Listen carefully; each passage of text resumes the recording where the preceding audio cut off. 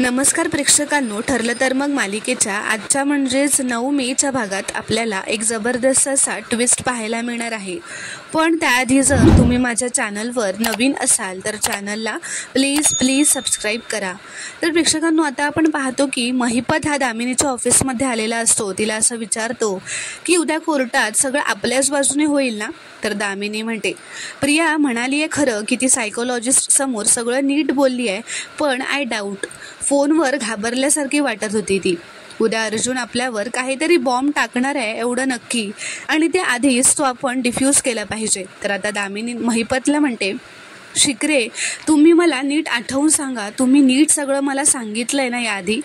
तर महिपत हो सगळं सांगितलं आहे असं म्हणतो. तो म्हणतो तो थेरडा माझ्या हातून निसटला. ते थेरडं 4-5 दिवस पनवेलमधनं गायब झालं होतं असं तो रागातच म्हणतो. नाहीतर सापडला असताना तर तिथेच खल्लास केला असता. तर दामिनी म्हणते, पाटील 4-5 दिवस गायब होते पोलीस स्टेशनमधनं, मग पोलीस स्टेशनमध्ये जाऊन हजेरी कशी लावली असेल त्यांनी? तर महिपत म्हणतो नसेलच केली.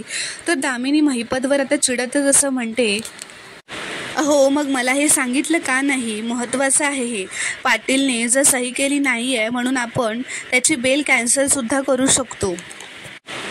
ती असं म्हणते आपण अर्जुनशी डील करायचं. मधुभाऊनी हजेरी मिस केली आहे हे माहीत असून सुद्धा मी त्यांची बेल कॅन्सल करायला लावणार नाही. त्या बदल्यात अर्जुनने आपल्याला प्रियाचा सायकोलॉजिस्टचा रिपोर्ट द्यायचा. तर महिपत म्हणतो, म्हणजे त्या थेरड्याला जेलात टाकायचा चान्स सोडायचा आपण? तर दामिनी म्हणते, असं कुठे म्हणाले मी डील करायचं म्हणाले. ती डील पाळायचं असं नाही म्हटलं. कोर्टात मी हे म्हणणारच आहे की मधुभाऊ फ्लाईट रिस्क आहेत म्हणून, पण अर्जुनने सायकोलॉजीचा रिपोर्ट दिल्यानंतर. तर आता दामिनी म्हणते, मधुभाऊ जेलमध्ये जाणार या आनंदात वेडवागडं काही करायचं नाही शिकरे असं म्हणत आता ती त्याला तिथून निघून जायला सांगते. इथे दुसरीकडे दामिनीने अर्जुनला आता डिनरसाठी इन्व्हाइट करायला फोन केलेला असतो. ती त्याला असं म्हणते, हे कोर्टातलं सगळं आहे ना तिथेच विसरून ये, आणि येताना प्लीज तुझ्या बायकोलाही सोबत घेऊन ये. अरे जेवणातून विषबाधा वगैरे करणार नाही मी, आणि तुला हवं असेल ना तर प्रत्येक पदार्थ आधी मी चाखून बघेन. येशील ना तू असं ते विचारते. तर अर्जुन म्हणतो, हो येईन. माहिती आहे मला हे इन्व्हिटेशन काय सिम्पल नसणार आहे, पण या मागचं कारण मला जाणून घ्यायचं असेल तर यावं तर लागेलच ना. येतो मी, आम्ही दोघं पण येऊ. तर दामिनी म्हणते, मी वेळ आणि जागा मेसेज करते तुला. तर आता अर्जुन सायलीला असं म्हणतो, दामिनीने डिनरसाठी इन्व्हाइट केले. तर सायली त्याला म्हणते, आणि तुम्ही हो सुद्धा म्हणालात? तिथे जाऊन तिने काही घातपात केला तर? तर अर्जुन म्हणतो, तिथे बोलावून आपल्यावर अटॅक करण्या इतकी मूर्ख नाही आहे ती. तिच्या मनात काय चाललंय हे जाणून घ्यायचं असेल ना तर हा गोल्डन चान्स आहे, आणि तो मी मिस करणार नाही आहे. तुम्ही तयार व्हा, आपल्याला लगेच निघायचं आहे. तर आता ते सगळं बोलणं प्रियाने बाहेर त्यांच्या दाराबाहेर उभं राहून थांबून लपूनच ऐकलेलं असतं. ती असं म्हणते, आता अर्जुन आणि सायली दामिनीकडे डिनरला जात आहेत, पण कशाला? या तिघांनी मिळून माझ्या विरोधात काहीतरी प्लॅन केला असेल तर, आणि महिपतसुद्धा त्यांना सामील झाला तर मी मेलेच. तर आता इथे दुसरीकडे अर्जुन व सायली आता दामिनीच्या घरी गेलेले असतात. दामिनी त्यांना वेलकम करते, पाणी देते, मग गप्पा मारत ते बसलेले असतात व त्यांच्याशी फ्रीली बोलू लागते. ती म्हणते, गेल्या वेळेला कोर्टाबाहेर जेव्हा आपण भेटलो होतो तेव्हा मी बघितलं सायली तू काय सणसणीत डिफेंड केलेलंस अर्जुनला. तर अर्जुन म्हणतो, या तर एखादी केससुद्धा सणसणीत डिफेंड करू शकतात. तर दामिनी म्हणते, नाही तुमचं एकमेकांवर किती प्रेम आहे ते दिसतंच ना. तर अर्जुन म्हणतो, तुम्ही आम्हाला आमच्या प्रेमाचं कौतुक करायला नक्कीच बोलावलं नाही आहे, सो डायरेक्ट मुद्द्याला हात घालूयात. तर दामिनी म्हणते, अरे माझा खरंच काही अजेंडा नाही आहे. एनिवेज तुम्हाला कॉकटेल वगैरे सांगू का? तर अर्जुन नको असं म्हणतो.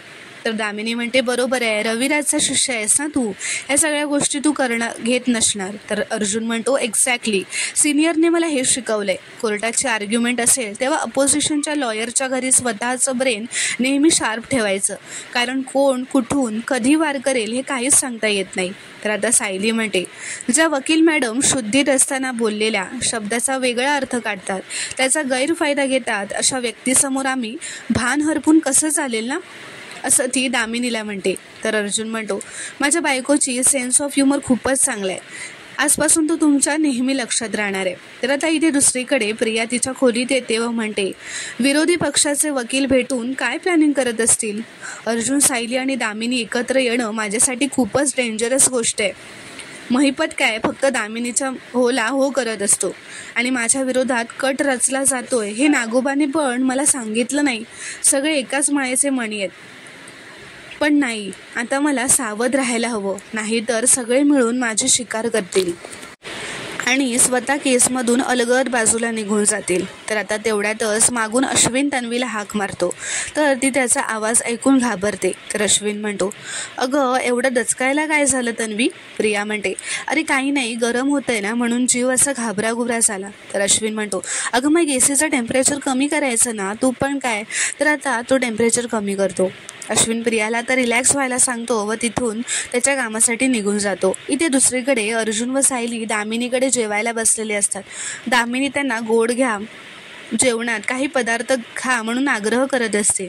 ती असं म्हणते, सायली तू फार मस्त स्वयंपाक करत असशील ना गं? तर अर्जुन म्हणतो, ऑफकोर्स, माझी बायको सुगरण आहे. आयत्या वेळेला ती 25 माणसांचं जेवण बनवू शकते. तर आता दामिनी म्हणते, सायली मधुभाऊ अगदी वडिलांसारखेच असतील ना तुझ्यासाठी? तर सायली म्हणते, नाही, ते वडीलच आहेत माझे. तर दामिनी म्हणते, त्या केस दरम्यान ना इतक्या धक्कादायक गोष्टी समोर आल्या ना, असं ती म्हणते. तर अर्जुन असं म्हणतो, म्हणजेच महिपत आणि साक्षी खोटं बोलतायत हे माहिती असेलच ना तुम्हाला, तरी तुम्ही त्यांची केस घेतली? तर दामिनी म्हणते, हा माझा व्यवसाय आहे अर्जुन. काय आहे ना, कधी कधी साक्षी चुकीच्या सल्ल्यामुळे कोर्टात खोटं बोलली. कधी मधुभाऊ 7 दिवस पोलीस स्टेशनमध्ये हजेरीच लावायला गेले नाहीत. तर आता हे ऐकून अर्जुनला धक्का बसलेला असतो. दामिनी म्हणते, हे तर चालूच राहणार आहे नाही का?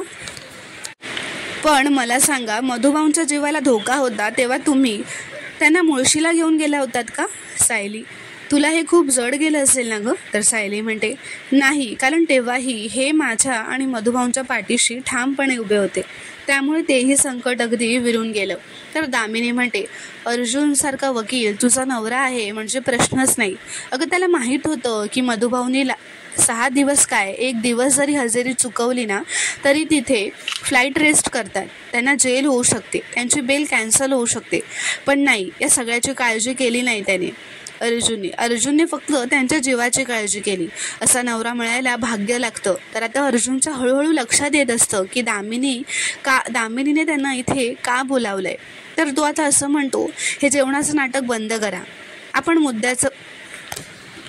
आपण आता मुद्द्याचंच बोलूया. कारण तुम्ही कितीही म्हणालात की आम्हाला इथे इन्व्हाइट करण्यामागे तुमचा कुठलाही हेतू नाही आहे, यावर माझा अजिबात विश्वास नाही आहे. दामिनी म्हणते, मी मॅनर्स म्हणून जेवण संपेपर्यंत वाट बघणार होते तुमच्याशी बोलण्यासाठी, पण आता पॉईंटवरच येऊयात. मधुभाऊनी 7 दिवस पोलीस स्टेशनला येऊन हजेरी लावली नाही, हे मी तुझ्या विरोधात कोर्टात वापरू शकते अर्जुन, पण मी तसं करणार नाही आहे.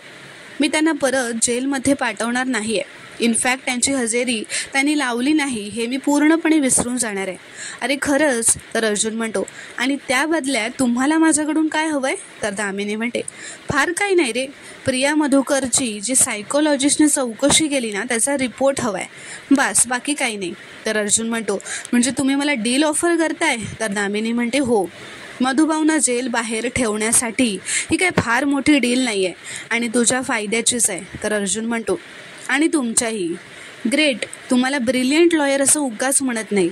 असं दोघांच्या फायद्याचं डील फक्त तुम्हीच ऑफर करू शकता, असं तो हसतच म्हणतो. तर दामिनी पण हसतच म्हणते, कसं आहे ना अर्जुन, आपण दोघं कायद्याच्या जगात वावरतो, मग एकमेकांना थोडी मदत केली तर चालायचंच. तर अर्जुन म्हणतो, पण छोटंसं करेक्शन आहे यात.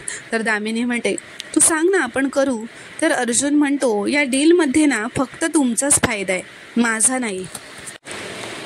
तर प्रेक्षकांनो, पुढील भागात आता आपण पाहतो की सायली व अर्जुन खाली हॉलमध्ये असतात. तिथे पूर्णाची कल्पना, अश्विनसुद्धा असतो.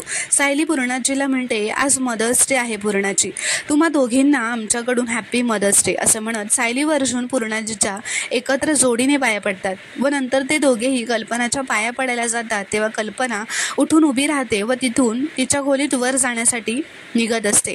त्यांना आशीर्वाद देत नाही. तर कल्पना आता निघून जातच असते. तेवढ्या सायली तिला थांबवते व म्हणते, मला आईचं प्रेम फक्त तुमच्याकडून मिळालेलं आहे.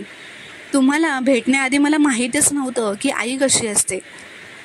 मला हे माहीत नव्हतं की तिच्या रागातही ममता असते. मला हे काहीच माहीत नव्हतं आई. पण मला हे सगळं तुम्हाला भेटून अनुभवायला मिळालं आहे. आणि मला मान्य आहे की तुम्हाला आमच्या पाठीवरून हात फिरवायची इच्छा नाही आहे. पण आई, निदान तुम्ही आम्हाला आशीर्वाद तरी द्या ना, असं ती रडतच विचारते. आता हे ऐकून कल्पनाच्या डोळ्यातसुद्धा पाणी आलेलं असतं. तर प्रेक्षकांनो, पुढील भागात काय घडणार हे पाहणं खूपच रोमांचक ठरणार आहे. व्हिडिओ पूर्ण बघितल्याबद्दल धन्यवाद. व्हिडिओ आवडल्यास कॉमेंटमध्ये नक्की कळवा व चॅनलला प्लीज सबस्क्राईब करा.